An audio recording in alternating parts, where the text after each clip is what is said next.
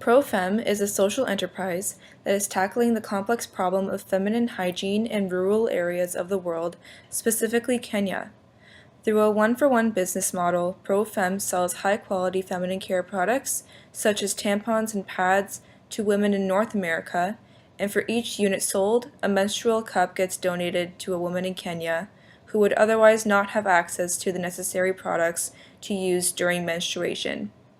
ProFem also provides the service of education to women all around the globe about the importance of feminine hygiene and hopes to put an end to the stigma surrounding the taboo topics that society prefers not to speak about naturally. Through outreach trips organized by ProFem, menstrual cups will be hand-delivered by the company founders and volunteers to communities where women need access to feminine care products and education about hygiene the most. The targeted beneficiaries are women and girls in need of feminine hygiene products. By providing them with these products, girls will be able to miss less school compared to when they did not have access to feminine hygiene products, as an average of 5 days every month are missed by girls in Kenya, which equates to approximately 20% of the school year, due to fear of leakage and mocking by peers.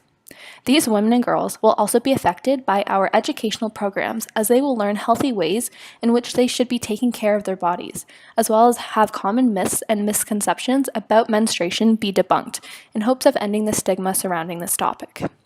On the other hand, we are going to be selling our feminine hygiene products to consumers in North America with a focus on millennial women. This target audience was chosen due to the growing trend of millennials being willing to pay a premium to support companies that are engaged in corporate social responsibility activities. Since ProFem products are being offered at a competitive price, consumers will be willing to pay for our products due to the added benefit of the charity component. In order to successfully implement our initiative, there are a number of key activities that are required. A strong sales team and an effective marketing campaign will allow us to gain shelf space in stores and generate consistent inventory turnover to be able to sustain the one-for-one model. We have a number of competitors, therefore ProFem needs to differentiate itself in order to gain brand exposure. Since our target market is millennials, traditional advertising means aren't effective.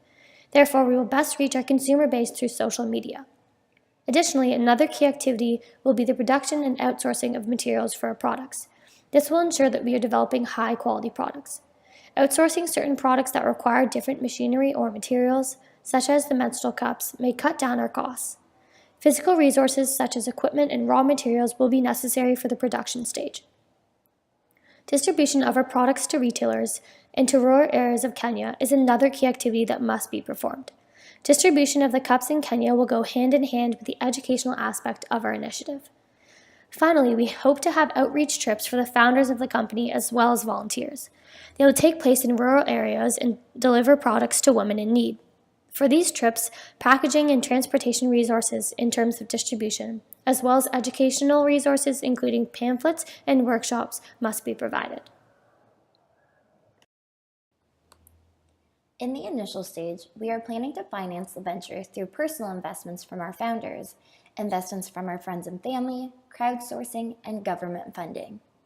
We expect that this will account for 70% of our revenue, but once the venture begins to grow, our main revenue will be from the product sales in North America.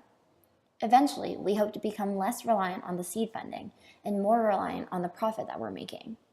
Once the initiative is matured, the profit from these sales will be reinvested into our venture to help us expand. We created a budget for a fixed cost to estimate how much we would need to sell in order to break even. Our estimate of fixed costs was determined to be around $126,000 and our variable costs to be around $3.82 per unit. Selling at an average price of $7 for every box of feminine hygiene products, we should be able to make around $3.18 per unit in profit. This means that we will need to sell approximately 39,800 units in order to cover our budgeted fixed costs. Although this seems like a high number, it's important to keep in mind that this break-even is only based on the profit that we're making through our sales. However, as mentioned, we will have seed funding that will help us subsidize these fixed costs in the beginning. The main way we will measure our impact is by comparing the attendance levels of female students in schools within areas that our products have been distributed to attendance levels before ProFem. Since before our implementation, we know that 1 in 10 young women miss school during their periods, we will be able to observe the correlation between our product and attendance levels. Another strategy to measure our impact is an internal goal that we have made of selling 10,000 units in North America within our first year, as this will translate to 10,000 young women in Kenya being the recipients of our products. The biggest assumption, which is ultimately our biggest risk, is that we're assuming business owners will want to put ProFem on their shelves. With so many competitors in the feminine hygiene market in North America, ProFem will have to emphasize to business owners the added benefit of pride that comes with selling our product, as it will do wonders for their business's brand and will justify giving up shelf space from the proven feminine hygiene products in North America. This strategy may mitigate this risk of business owners not wanting ProFem, but ultimately it may be flawed if the business owners are driven strictly by their profits. Another assumption we have that translates into a risk is that we are assuming that consumers will want to purchase our product over competitors due to our added benefit of providing help to someone in need. This is a significant risk because if consumers are loyal to feminine hygiene products that they know and have used in the past, they may not be swayed to purchase our product.